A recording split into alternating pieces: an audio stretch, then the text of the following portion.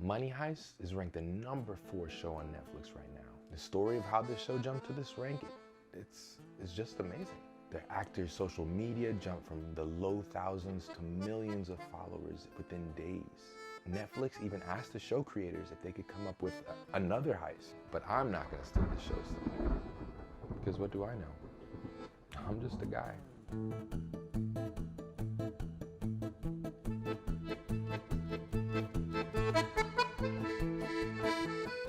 The American consumer can be pretty picky when it comes to what they watch. So it's unusual to have a foreign show hold a top 10 spot on Netflix here in the US for so many weeks, as if foreign should make a big difference.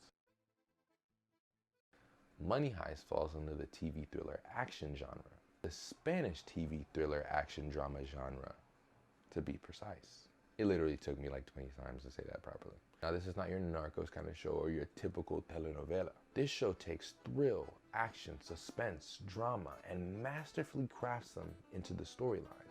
Honestly, even though this might be one of the most popular genres, not many TV shows or movies for that matter can capture the essence of this genre the way Money Heist did.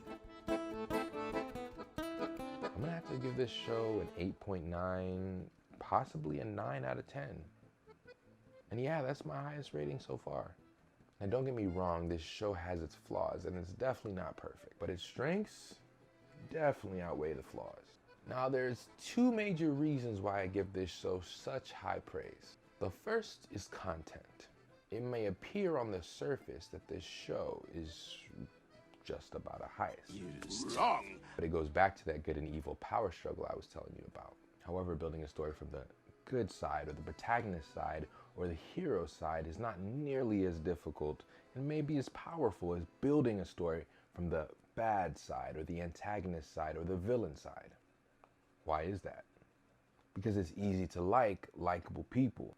You know, your Ellen DeGeneres's, your Barack Obama's, your LeBron James's, those people. But these kind of people,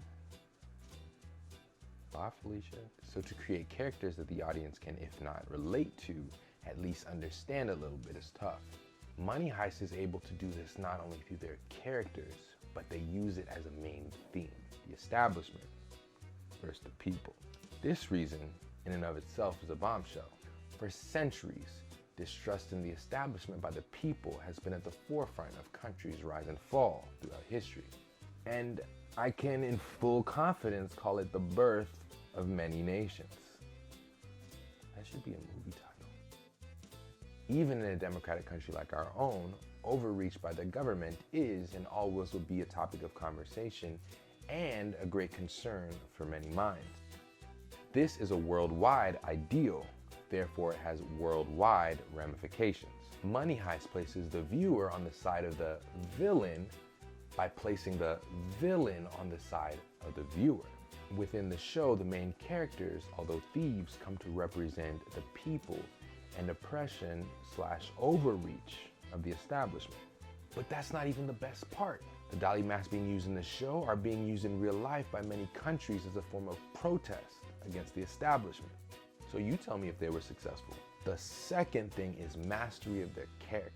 I almost sat here and told you that one of the flaws that I mentioned earlier in the show was their acting. And not only would I have been so wrong, but I would have been misleading you. I'm not gonna sit here and tell you that their acting was perfect, because it wasn't. As a viewer, you begin to actually grow emotions and feelings towards how the characters behave or act. I found myself saying like, are you dumb?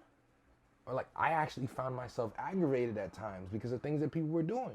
All of which are signs of proper character development. This engages the audience on a level where they're able to understand and even empathize with the character's feelings based off of another one's actions. When I think of another show like this show, the first one that pops into my head is Mr. Robot. Unfortunately, this show is not on Netflix in the US. However, there are two shows on Netflix that I have seen that have this establishment versus the people vibes. The first is Snowpiercer. Look it up. It's an excellent movie. It will get you thinking. The second is The Platform. This movie is actually new to Netflix, and one of my friends actually just put me on this past weekend. FYI, neither of these movies are for the faint of heart, so make sure you watch the trailers before you see it. but it will definitely make you think about societal established norms that have become the backbone of many countries, and whether or not they should stay that way. But then again, what do I know? I'm just a guy.